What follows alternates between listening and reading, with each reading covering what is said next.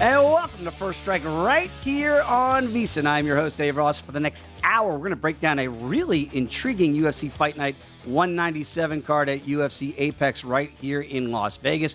What you think after you get off UFC 267, UFC 268, you get to take a collective breath. But wait a minute, this is a sneaky, really good card. So over the next hour, Lou Finocchiaro, Jordan Sherwood, and Reed Kuhn will join me as well to break down this card. And Nick Kalikas is going to join me in just a minute right here in studio at Circa Sportsbook. But again, whenever you look up and you see Max Holloway on a main event card, you know it's going to be special. The overwhelming favorite right now at minus 720 to take care of Yair Rodriguez. And look, at plus 500, Rodriguez's style, there's very few that you can emulate what Yair El Pantera will try to do in that octagon Saturday here at UFC Apex. You look at the main card here, it's really deep when you have guys like Ben Rothwell, Felicia Spencer, of course, fought for a title at 145 pounds in her bid. Sonya Dong comes back in this card. Michael Biesa is in this card as well. So it's a really deep first page, and the prelims pretty darn good as well. So let's dive right into it right now with the man who does a great job of setting those odds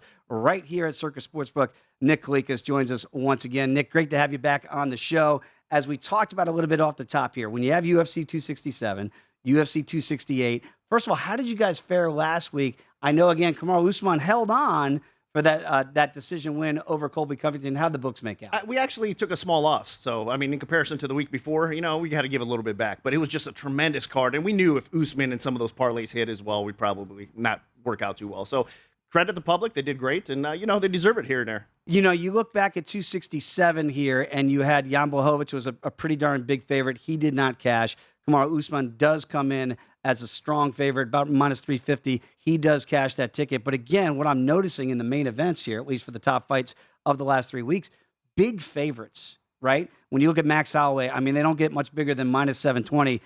Rodriguez, obviously, there's respect for him in the UFC circles. Are you seeing respect so far in the betting market? Not really. Not too much. I mean, it's all Max Holloway money. Parlays, of course, the market is going crazy and driving them. They're almost a little bit, I think, fearing, like, the easy win or easy result. So everybody's kind of being a little bit too aggressive, in my opinion, with this line right now. Okay, so far, as you mentioned, it's hard to find that comeback money coming in here on El Pantera at plus 500. For Max, look, this is arguably the greatest featherweight of all time, right? You can make that case very strongly, I believe. Is that why you're just seeing that people go, all right, maybe it's a smaller card. It's not a main event like we saw with UFC 267, 268. They see Max Holloway and that name on the board. They go, all right, I'll lay it in the parlays because Max, they just don't see pathways to defeat. Yeah, and a lot of it is also tied into recency bias, right? Because I think his fight against Kattar, he demolished a very good striker. I mean, Kattar is one of the best strikers in the division, and he made him look terrible in that spot, right? I mean, he just dominated. And then a lot of people also believe that Holloway is a true featherweight champion still. They believe that he won that rematch over Volkanovski. Hard to argue. It was very close. Yes. So I think that's fresh in people's minds and what he's done to high-level strikers in the past, right? But like you said, Yair's a different type of fighter. He is, and that's where when I look at the over-under here, Nick, and I wonder if you're getting any action on that, because I have the feeling, and again, we'll break it down later with Lou, Jordan, and Reed later on this hour here, that this could go early in the morning here at UFC Apex, or at least afternoon in Las Vegas. Are you seeing action come in for people that believe this might go the distance? Yeah, the line actually started with the under leaning 4.5 under. Now it's trickling towards the over a little bit too. So I think people do believe that this fight will end up hitting the scorecards. All right, so let's see if that one does go the distance. Look, I'm always intrigued by other ways. Obviously, if you don't want to lay the 720 with Max Holloway, you're going to see a lot of wagers coming in here. Rodriguez to win inside the distance.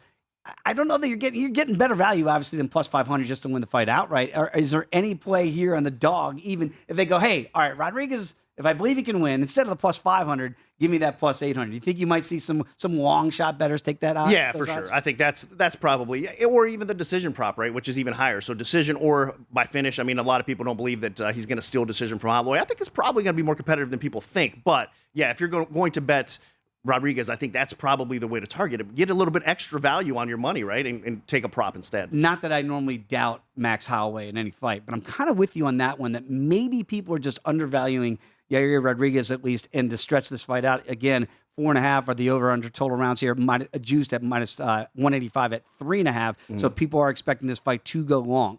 when you go to the heavyweight, sometimes it just takes one, and the fight's over in this 3-round bout between Ben and Rothwell. The king of Kenosha is back against Marcos Rogerio de Lima here. Ben, a small favorite here at -170. He is ticking up here. Are you seeing action come in on the king, as I like to say? Well, this is funny because early on it was action on de Lima, the underdog. Now we're seeing action. I mean, as of today, right before I got in here, the market's starting to steam towards Rothwell. So the line is kind of increasing a little bit towards him.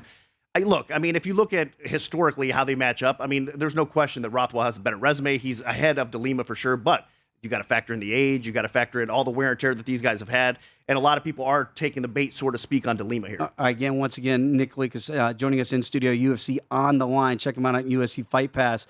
Let me go a little bit deeper into this card, and I look at the phenom here in Felicia Spencer, who not so long ago fought Amanda Nunes, and, well, the same fate as most people that fight the Lioness. It happened to her at 145 pounds. Now a really big favorite at -320 to get back up on that winning horse against Leah Letson here. The comeback here on the Challenger is +250. What do you make of the phenom in this spot as a big favorite? I mean, I think people just recognize her name a lot more, so we have to kind of add a little bit more to that line, because if not, everybody's going to throw in a parlays thinking it's an automatic win, because a lot of people don't recognize who Letson is. Now, Letson's a pretty solid fighter. I think she's going to be able to hang in there and make this fight competitive as well. So the line is probably a little bit overpriced, but you have to factor that in because, again, as far as the public goes, they're going to recognize Spencer rather than Letson here. And that's what I think does happen in a lot of these smaller, quote-unquote, smaller cards. This is a really good card, as we're trying to point out here in First Strike. But, yes, that normally the general public's going to go to the names that they recognize. Oh, yeah, Felicia Spencer. I remember her. Right. She lost. We saw her in that title fight against Amanda the Lioness Nunes. So we'll see how that one plays out there.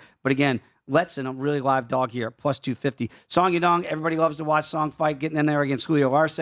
It should be a wild, you would think, potentially 15 minutes of action here. Are you seeing two-way action coming here? We are seeing two-way action. Again, early on it was Arce. Now we're starting to see some money back on Yadong as well. This fight has split decision written all over it. I mean, that's what these guys typically end up. If it hits the scorecards, they're razor tight and questionable decisions all over the place. So I think this is going to be a highly competitive fight. A fun fight, though, man. I'm looking forward to it, really. Do you guys ever put those props out there, so kind of those crazier props, like, win by split decision? Is that something that would ever pop up on a board? I mean, possibly in the future. We haven't done that yet. I mean, we try to stick with the bread and butter and where we're going to get more action, honestly, more than anything else. But, yeah, that could be in the future, though, because I think those are kind of intriguing. And I also think you might have just nailed potential fight of the night right here with Song Yadong and Julio Arce. And then when you have a guy that just goes by Chaos Williams against Michael Baeza, this fight is very intriguing as well. And if it's not going to be Song Yadong and Julio Arce for fight of the night, this fight could very well be. Absolutely. This is such a great matchup. I mean, you have two strikers that are going to go at it here. I mean, obviously, Baeza's a favorite. I think he's a little bit more well-rounded. I think he's got bigger upside, but Chaos Williams, that power that he has is just sick.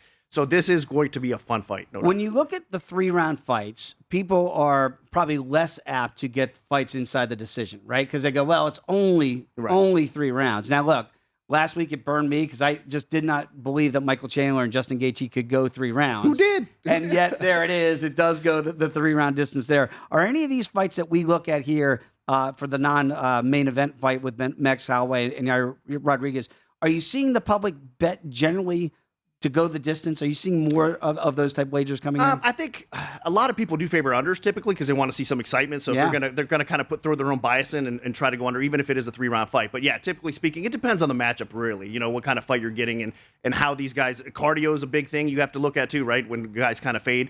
That's why the heavyweight fight is kind of intriguing because a lot of times you would think the heavyweights, no way they're going to end up going 3, but they slow down. They fight at such a slow pace at times. So that one, it could be, but I think that fight's going to probably end. So I think you're getting balanced action. It all depends on a fight-by-fight scenario, really. Let's go down to the prelim card while we still have a couple minutes here to go with Nick. And I do want to talk about the first fight on the card, and that's Kennedy and Nchukwu against Dayoung Jung here. Nchukwu right now a small dog at +105. What do you make of this matchup? Well, we're trying to stay ahead of this a little bit, because I think we are going to see action on the underdog at Nchukwu, like you said here. I mean, that's a difficult name to pronounce, by the way. Very difficult. But that being said, yeah, it's going to be another classic fight. I think Jung's stock is at an all-time high right now. He looks so good against William Knight, right? So I think a lot of people believe that he is a serious prospect, and the public is coming in his way, but the sharp action is going to be on Nchukwu for sure. Okay, and when you look at on the final fight on the prelim card, Joel Alvarez did, I think, weighed in a little bit overweight today against Thiago Moises here. So Moises right now -265.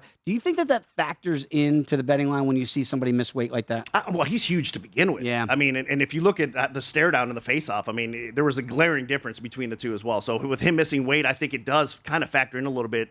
As far as just the size is going to be probably a difficult issue for Moises, but he's a true pro, and I think Moises does have some obvious advantages. That's why he's a favorite coming in here. So conditioning could be a factor. A lot of times you see the public fade the guy that misses weight because they think maybe he's out of shape. That's why you're at a rough weight cut. So I think you could see both sides of it. So a lot of times the steam will come in on the guy that doesn't miss weight because they think he's a little bit more conditioned. Mm-hmm. Obviously, we mentioned Felicia Spencer against Leah Letson here for the ladies on the main card here, but on the prelims, when you look at Cynthia Calvillo against Andrea Lee here, I got to think that this might be one of the more split fights that you're going to see from a betting perspective. Calvillo laid such a big egg last time out. She did. You don't like to see that, right? But this is a great bounce back spot for her. Coming in against Andrea Lee, which is very popular. She's a very good fighter. So if she comes in and steals this fight, I think she gets some of that respect that she needs at this point after her last performance. And styles make fights, right? And this is a stylistically good matchup for Calvillo. That's why you're seeing she shifted as from the underdog to a slight favorite now. And the sharper money is coming in on Calvillo. And yeah, sometimes you get burned, right? And I've been burned by backing Calvillo in the past as well. I know she's had some weight issues here, but again, you do see that uptick right now at minus 135. Very quickly, as we wrap up here with Nick, tell the people about the show on UFC Fight Pass that they can check out. Oh, we just actually shot yesterday UFC on the line for this weekend's card. It's a great show. It's a fun show. You get all of my best bets, and obviously Yanni the Greek's on there as well, and Brendan Fitzgerald is our host. It's a fun show, man. Check it out, UFC Fight Pass. Nick, always appreciate the time and the information. Pleasure to be here. Thank you. Come on, we're just getting it cranked up here on First Strike. Going to have Lou Finocchiaro next after a very short break.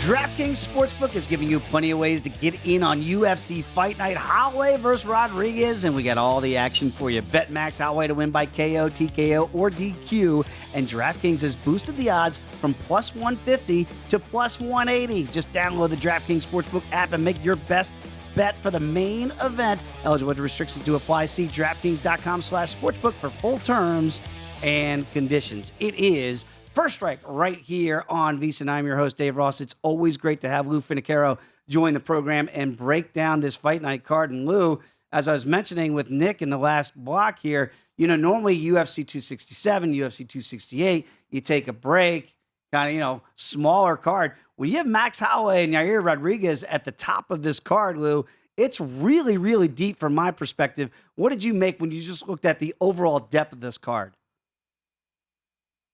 Well, clearly, Dave, and first of all, thank you for having me on. First Strike's a great show, and I love watching it. The card is deep and maybe not rife with the name recognition of the last two cards, but the fights, the quality of the fights, there's a couple handfuls of great, compelling fights on this card. Absolutely. Let's start right at the top here, Lou, to that end with blessed one himself, Max Holloway, back in there. Look, maybe he just wanted a different opponent, not named Alexander Volkanovski here. And he gets El Pantera here and Yair Rodriguez. And again, you know how wild a style Rodriguez could pose for Max, more of a traditional striker with Holloway here. The number is massive at minus 720. And I know that you always try to find the best value in a fight like this. Do you believe that there's any value on the challenger? And if not, what is a better way to maximize your betting dollar if you're looking for Max? Well, that's a great question. A fight lined like this, the first thing you want to do is just automatically take a little taste on that underdog. In this particular case, I'm not so sure with the layoff and how Rodriguez has fared that he really deserves this spotlight. And I think what's happening here is they needed Holloway to stay active and busy, and they wanted to give him a fight that will create some momentum going into another Volkanovski fight. And so they give him Rodriguez. I don't know that Rodriguez can really compete with him. But to answer your question, Dave, if I were trying to find a way to strike, to maybe catch lightning in a bottle, the way that I would go would either be to take Yair Rodriguez KO, TKO, and try and go plus 800 or 850 for a small wager, recreational, if I were to go that way. Otherwise, maybe you take the totals. Max is really a volume fighter.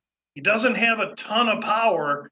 Most of his fights do go to decision, so you could look at some kind of over or fight goes the distance if you wanted something that I think is more reasonable than Yair KO, TKO, or DQ. I absolutely follow that logic, and I tend to agree as well that, Lou, when I look at this and I see that obviously it's juiced to the over here 3.5 rounds at minus 185, but if you want to get even better value, if we think it's going to be a long fight, maybe to do this fight, go to the distance, and then you can really get better odds than you're getting right now in that fight. Let's talk about Cynthia Calvillo here against Andrea Lee. This is a very intriguing fight for many different reasons, because Calvillo, I think we thought she was a championship-style player in this division, and she's really kind of a couple fights here, Lou, not put her best foot forward. And now she's got a popular fighter in Lee standing in front of her, and Lee, the small underdog here, plus 115. What do you make of this matchup?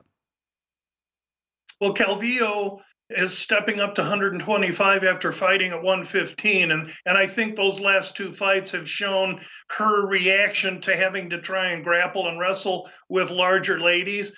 Lee's about her size, but a legit 125er. By now, I believe Calvillo's adjusted. This is going to be her wrestling against Lee's striking. So if Lee can keep it standing, I believe she'll hold advantage in this fight. But if Calvillo can get in, make it ugly, grope her, press her against the fence and take her down and get top position, then I think Calvillo stands a good chance. You know, in this division, you got Shevchenko, then you have Andrade, then you have a mass of women underneath. These two are competing to see who's at the top of that mass. And I lean to Calvillo a little bit in her wrestling ability. Let's talk about another intriguing fight here when you have Miguel Baeza back in there against Chaos Williams here. Baeza is a small favorite here relatively at minus 140. Really looked like he was taking this division by storm here. Does have that one loss on his ledger. What do you make of this matchup, and do you think maybe there's still value there at minus 140? With this fight's going to be awesome because you really have a couple of guys that can finish. Baeza, great grappling, and he's a long, lengthy guy that can throw. Chaos Williams, highly explosive, tons of power in a right hand. I'll tell you that I really struggle on which side here because I believe both can finish the other. And with a fight like that, me thinking that either guy could finish the other, you have to look at the fight does not go the distance. And that's still maybe minus 165 or 70. I don't really like that price, but that's what I believe will happen in this fight. One guy is going to finish the other. All right, probably not going to go the distance here to get all 3 rounds and 15 minutes completed in that octagon. Let's get to Sean Woodson against Colin Anglin here. Anglin right now plus 250 on the comeback here. And the favorite here in Woodson, minus 320. So I know you don't like to play those big favorites. So I'm wondering what you've broken down for this fight, Lou. Well, this fight is interesting because when we look at the total, you see it opened 2.5 minus 185. It's now up to 2 or 210. And so most people believe that Woodson, with the length and his unusual size, has got tremendous advantage here, and he is the better striker. However, his trouble fight was Julian Erosa, and if there's a fighter that can grapple or wrestle like Erosa, it's Anglin, a college wrestler at Michigan State. I think that with the over 2.5 lined at 200, you want to look at Woodson via decision at a close to even money? I don't. I want to look at England via decision close to 550. That's where I'm going. Woo, there's some really good value there, as always. You always get that from Lou Finocchiaro. Follow him on Twitter, @GamBlue, Bout Business Podcast as well. I want to get to the pod in a second, but I want to ask you about Kennedy and Chuck Wu against Daeung Jung here. And in Chuck Wu here, the first fight on the card. And boy, I think a lot of people are really highly anticipating this bout. Right now, plus 105. What do you make of this fight? What do you make of that number? I went back and forth on this one, Dave, like a tennis match, and so I'm not going to use it. This fight breaks down that Jung is going to need to get inside, hold on, and wrestle, which will not only provide him an opportunity to fight at his strength, but it'll also negate the length and the power of Kennedy. And I won't use Kennedy's last name. Kennedy's got the power. He's really a durable guy. He usually gets the brakes beat off of him for a round and a half or two, and then turns around and wins his fight. I found that Jung's last fight, even though he took down his opponent 8 times, the opponent bounced up every single time. And I think that opponent at 5'10" is going to be different than a 6'5" Kennedy. I think Jung struggles to get Kennedy down, and if Kennedy keeps it up, I think the fight and the advantage is his. If Jung can get Kennedy down, Kennedy's totally unprepared to try and get up or defend wrestling or even wrestle. So where this fight takes place will tell you who's going to win the fight. You know, Lou, to that end, and I'm looking at a couple of your picks here. When you look at Calvillo against Andre Lee here, and you look at Anglin, who you kind of like here against Woodson, and then talking about the prospects of the takedowns here. When you're fighting at UFC Apex and you're in that smaller octagon, how much of a difference that I think sometimes the novice gambler doesn't really take into account? How big does that play into your breakdowns of these fights? You have to know where they're fighting because of that 25-foot cage at the apex, as opposed to the 30-footer in other locations.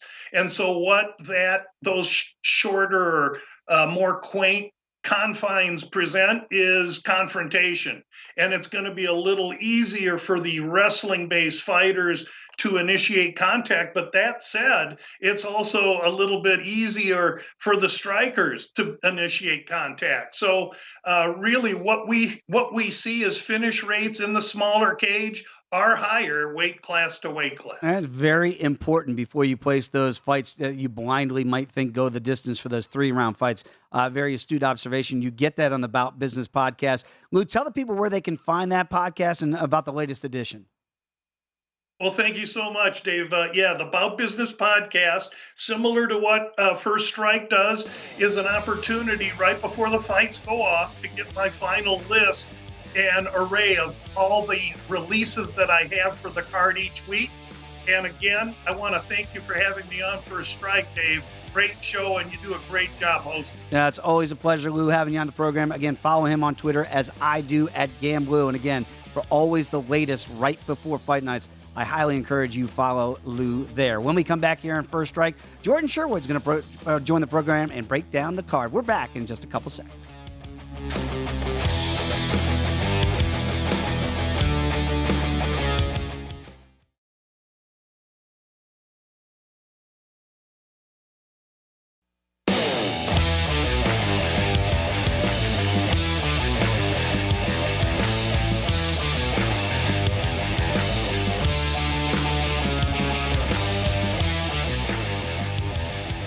Back here on First Strike, right here on VSiN. I'm your host, Dave Ross. Always great to have Jordan Sherwood join the program from ESPN Chicago.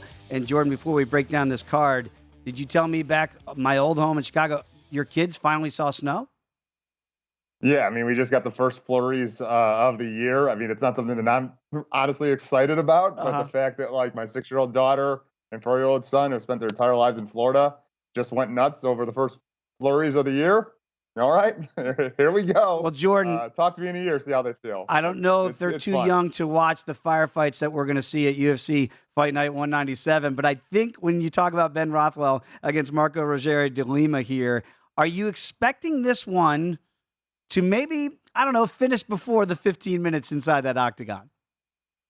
Yeah, I think there's a strong likelihood of that. I mean, it's pretty crazy to think about that Ben Rothwell is in his 21st year as a mixed martial artist. And look, I mean, he's still a viable heavyweight. He looked good the last time out and always been a tough out. He fights at a good pace. He's got great submissions. And for a guy like De Lima, who really really couldn't figure out what he wanted to do, light heavyweight, struggled to make weight, and just went up to heavyweight and, trades off wins and losses. I think if you're envisioning this fight going the first 35, 40 seconds, then you think De Lima is going to catch Ben Rothwell and finish him. But Ben Rothwell hasn't been finished since I think like 2008 or 2009 when he fought Cain Velasquez. Wow. And Rothwell's making, I think, his UFC debut or maybe his second fight in the organization. Look, I love Ben Rothwell in this fight. I think he's all wrong for Lima, whether it be just, on the feet and he wins a 3-round dominant decision, or what I'm actually looking at and taking a hard look at is a submission win. He's got 13 wins via submission. You can get strong plus money for Ben Rothwell via submission. We've seen him utilize it before. Actually, his last time out, Chris Barnett succumbed to that front choke that Rothwell has. So I'd look for that, maybe something in the second round for Rothwell to get the win via submission. That's my play for tomorrow night in the co-main event. Great value there at plus 400 here. I talked to Ben Rothwell back in my Chicago days, and that front choke, that's how you described it, Jordan, because it's one of the more bizarre finishing techniques that I've ever seen in the UFC. Is that officially what we're calling it? Because it just looks like a move out of pro wrestling, and then the fight's over, but it is a front choke technically, right? Yeah, I mean, maybe we should call it like the Kenosha Crunch choke or something like that in honor of Ben Rothwell. He certainly should have his name etched in stone for that choke, just like Ovin St. Preux should have the Von Flue choke. It should be his choke. So, yeah, I think we're at the stage now, especially for Ben Rothwell, who's, look, is he a Hall of Famer or not? Maybe, maybe not. But let's just name a hold after him so we remember Big Ben for all these years, him fighting in the sport. I'm with the Rothwell choke. I think that's a great point to make there, Jordan. Let's talk about Cynthia Calvillo here against Andrea Lee. And again, I do think that when you handicap this fight here, Jordan, I think people can find themselves on both sides of the equator, so to speak. Which side do you fall on?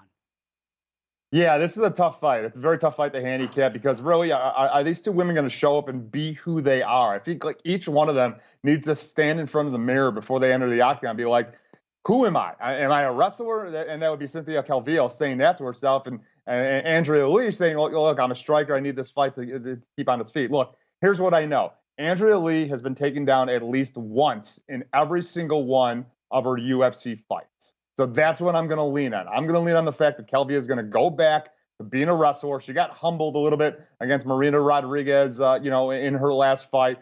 Go back to being who you are. The reason you got to the level that you were, and that was a grappler, a wrestler. Take the fight to the ground and dominate Andrea Lee there. So my play, my value is in Cynthia Calvillo. I still think that she's got the talent to be a top-tier fighter in her division. So I like her to get the win over Andrea Lee, expecting that takedown to take place at some point in the fight and her to have that top control game. Talking with Jordan Sherwood, ESPN Chicago. Follow him on Twitter as I do, at Wood1063. And Jordan, very quickly to that point about Cynthia Calvillo and or Andrea Lee here. Are we looking for women to potentially be able to challenge Valentina Shevchenko in this weight class? And could a win here by Calvillo really go a long way in making potentially that fight happen in 2022? I don't think so. I mean, it's no disrespect to either one of these ladies. It's the fact that Valentina Shevchenko is just such a dominating champion and an all-world fighter. I really think the only challenge that makes sense for her is to get one more crack at Amanda Nunes, in all likelihood at a weight class above. So look, let's just appreciate Valentina Shevchenko. I don't even, is Norma Dumont the next in line? Or maybe I'm confusing divisions. I don't even know because it doesn't even matter. Amanda Nunes wins all her fights. Valentina Shevchenko wins all her fights. Let them fight one more time because both fights were extremely competitive. Both fights went the distance. That's the only fight that I think makes sense for either lady, defending their belt now. You get no argument from me on that one, Jordan. That's for sure. All right, let's talk about Thiago Moises, minus 265 against Yoel Alvarez here, plus 215. Alvarez coming in a little bit overweight for this contest here. And I just wonder, does that change your mind or attitude when you break down this fight knowing that one of the fighters did not make weight?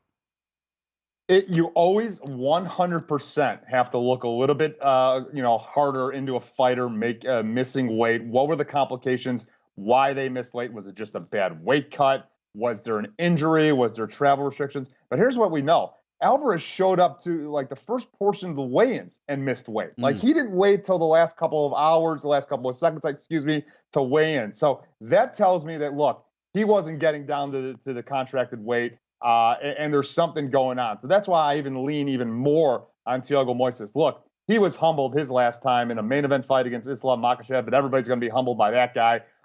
These two guys, outstanding grapplers. Likely when that happens, fine, you're going to have a stand-up fight. Well, Thiago Moises is the better fighter, the more well-rounded fighter, particularly in the stand-up. But I still think this guy hunts a submission and gets this fight to the ground. I think there's something wrong with Alvarez. I think he's taking this fight because he has to. So I like Moises, and I think he's going to get a submission against a guy that's extremely well versed on the ground. So it's a little bit riskier of a play, but for me, there's not enough value for me to lay 265, as you see there on the odds, for him to win the fight. So I'm going to look at the under. I'm going to look for a finish in this fight. And I'm also going to look for Thiago Moises to show, look, I'm a legit black belt. I feel good. And here's what I'm going to do to Alvarez. I'm going to submit him and show what I can do to get back in that top tier contention. And very quickly, Jordan, to that end, that's just the way that you can find more value, as you mentioned, instead of laying the 265 here, that either take the under overall in the fight script here at 2.5 rounds and or Moises by submission. Is that the way when you see some of these favorites that you try to shrink that price a little bit for the betting public?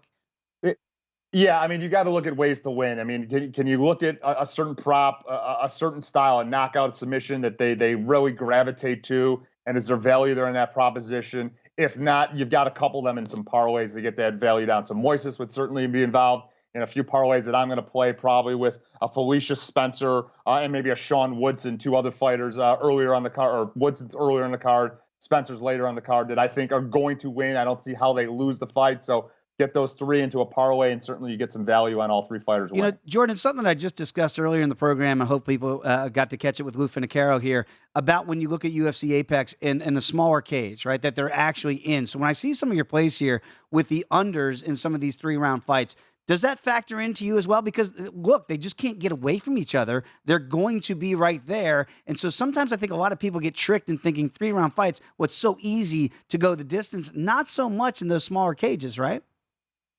Yeah, I think that the one example that I always point to is the heavyweight fight between Ngannou and Stipe Miocic. And Stipe Miocic wasn't going to be able to utilize his footwork and his motion to get that distance, to escape Francis Ngannou. So, yeah, the smaller cage is a factor, and you certainly got to look at it. It's stylistic with some matchups. Perfect example, the Leah Letson and Felicia Spencer fight that I just talked to. Look, Felicia Spencer is going to look to take this fight to the ground and grapple. Her opponent is a kickboxer, so she's going to need that spacing, that distance, that timing to utilize her game, and I don't see it happening. So, yes, on another thing that you got to look at in handicapping fights is certainly the smaller cage at the Apex compared to the larger cage they have for the big pay-per-view. All right, again, talking with Jordan Sherwood here, ESPN Chicago. And Jordan, very quickly, I do have to get your thoughts, obviously, on Max Holloway, the overwhelming favorite. We understand why here at minus 720 against El Pantera, Yair Rodriguez at plus 500 on the comeback.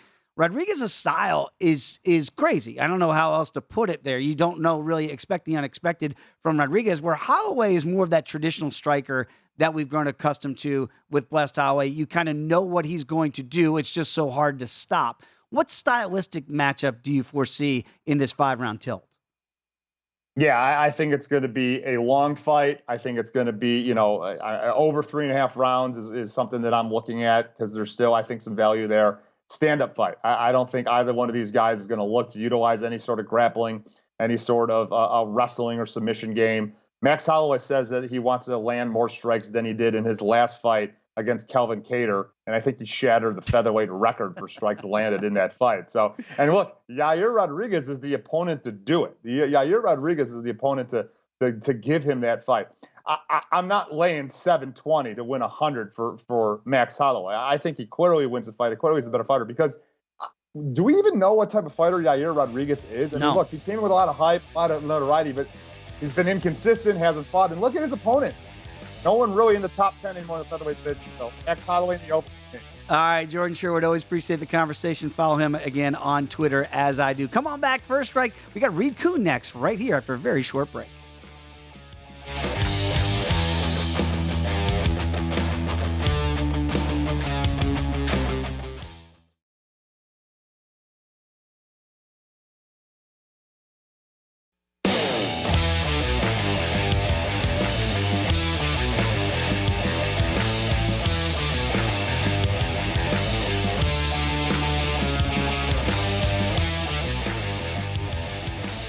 DraftKings Sportsbook is giving you plenty of ways to get in on UFC Fight Night. Holloway versus Rodriguez. Bet Max Holloway to win by KO, TKO, or DQ. And DraftKings has boosted the odds from plus 150 to plus 180. Just download the DraftKings Sportsbook app and make your bet for the main event. Eligibility restrictions do apply. See DraftKings.com/sportsbook for full terms and conditions. Dave Ross back here on First Strike on VSiN. Always great to have the analytical mind of Reed Kuhn join the program now. Follow him on Twitter, as I do, at Fightnomics. And Reed, let's get right to the top of the board here. When you look at Max Holloway against Yair Rodriguez, and look, you know me, I always try to make the case for the dog here. With the guests we've had so far in First Strike, it's been really hard to find somebody that would make that case. Do the numbers at all that you see here bear any resemblance of a possible live dog here at plus 500 for El Pantera? Sorry to disappoint you, man. Max Holloway has a tendency to come in with a lot of juice. This one is extreme. He opened as a heavy favorite, and he got steamed even further from there. And just based on spitting out, try to like a probability of what is he going to win, it's actually matches these odds. So is there value in taking the side?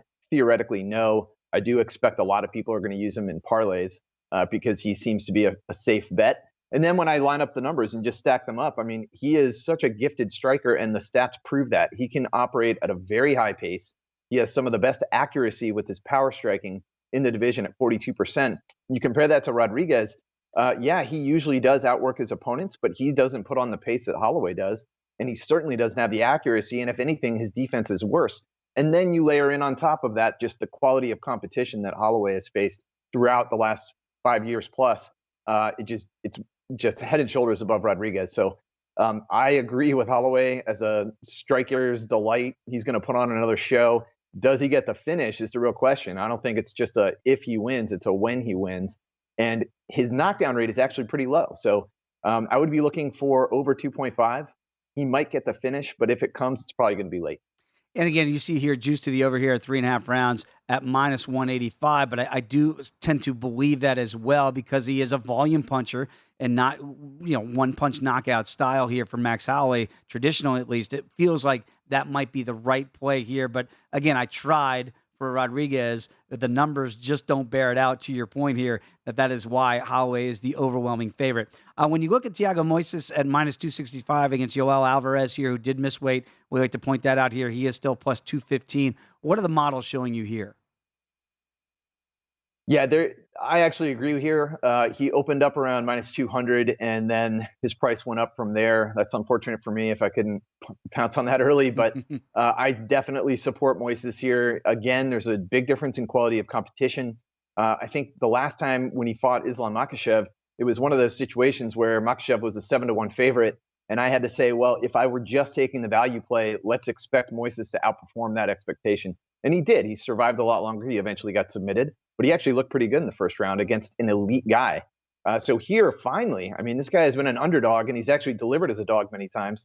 He is finally in the favorite position against Alvarez. Now, the only reservation I had was when I saw them face off, Alvarez looks like he's a weight class above. Mm-hmm. He did miss weight. He's enormous. He's 6 inches taller, 6.5 reach advantage. But if we ignore that, if we're looking at the numbers, Moises does have the advantage in a few different places. And finally, he's fighting someone that he's supposed to be better than. I'm going to back him as a favorite here. Maybe you combine him with Holloway to bring that price down a little bit more affordable for both of them. But definitely backing Moises here. Reed, and the answer to this question might be a simple no, but it is. That's why I wanted to ask you about that when you see that, because I know when you go by your models and you run the numbers analytically here, that's where you compile that great info. Is there a way that the models can actually account for a guy missing weight? Is there a way that can be factored in numerically? We've thought about that. I think way back when I wrote the book, I analyzed, what's the win probability for fighters who miss weight, and it was below 50-50. So it seemed like it really factors into what is the cause of that miss. It used to be maybe they were hiding an injury, they couldn't afford to walk away. I don't know if the sport is really that rigid these days. I mean, I think if you're injured, you can push that fight out. People do it all the time. A bad weight cut is another bad sign, maybe especially if you're relying on cardio. But no, it doesn't go into the model as it is right now. It's something that I pay attention to in terms of what do I think is the cause of that. If someone looks terrible on the scale, so much so that they might even cancel the fight, that's a big risk. I don't want to support that fighter, especially if I expect them to go the distance. But right now I'm ignoring that. We already liked Moises. So in this case, we're gonna wash away the Alvarez miss. All right, I go back to Paulo Costa here a couple weeks ago, where where did that fight end up? Super heavyweight. I mean, it was crazy to see the way that fight just kept going as he kept missing weights and literally going into different weight classes. Let's talk about Cynthia Calvillo. She's had her problems on the scale, obviously back in her 115 days, so she's up here to 125 against Andrea Lee here, and this is a very compelling fight. And Reed, I am seeing different opinions on this in the UFC community. When you look at this fight, what are the numbers bearing out here? Because this could have the prospects of being a very competitive fight, at least on paper. Yeah, I agree with you. And look no further than the fact that the betting line flipped since opening. I think Lee was a slight favorite, and now she's barely a slight underdog. You're right. The market is torn on this one. Numerically, we like Lee here. She does have the boxing background. Her stats are a little bit more superior in terms of accuracy. But they tend to have a slow feeling out process. Both women actually allow their opponent to attempt more strikes. So that's an interesting dynamic. I think that might result in a bit of a staring contest in the first round. But Lee should have the superior technical striking once they go toe-to-toe. The ground game is a question mark. Calvillo, I think, has the better stats on the ground, but her takedown accuracy is not all that good. And so whether or not we see it or whether or not we see her successful with it is a wild card. That could be something that sways rounds. But if you're giving me plus money on Lee, I do see her as a slightly better than coin flip. So I'm probably going to take the underdog here. Yeah, I was trying to make the case that the winner of this one, Reed, might potentially be taking a big jump to Valentina Shevchenko, but I'm sure those numbers would bear out that Shevchenko right now is still head and shoulders above everybody at 125 pounds. Of course, continue our conversation with Reed Kuhn. Follow him on Twitter at Fightnomics. Reed, let's get to Mark Diakise against Rafael Alves here. Alves, the small take back at plus 165. Diakise here at minus 195. Pretty strong favorite here. Are the models bearing out that that's the reason why he should be such a big favorite? I think he has a more recognizable name. Alves actually doesn't even qualify for the models. He doesn't have enough fights in the UFC, so we didn't run this one. But if you just look at the competition that Mark Diakise has gone against, he has gone against notable guys. So Dan Hooker, Nasrat, Lando, Fiziev.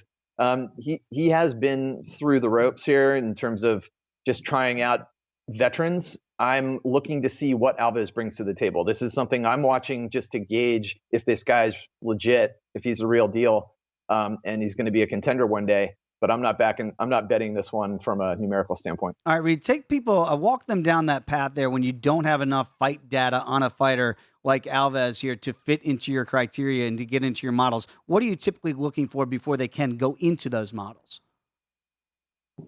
Yeah, great question. I require a 3-fight minimum in the UFC. There was a time long ago where I would even include Strikeforce and WEC, but now it's been long enough where those things aren't really relevant. I'm looking at 3 fights in the UFC within the last 5 years.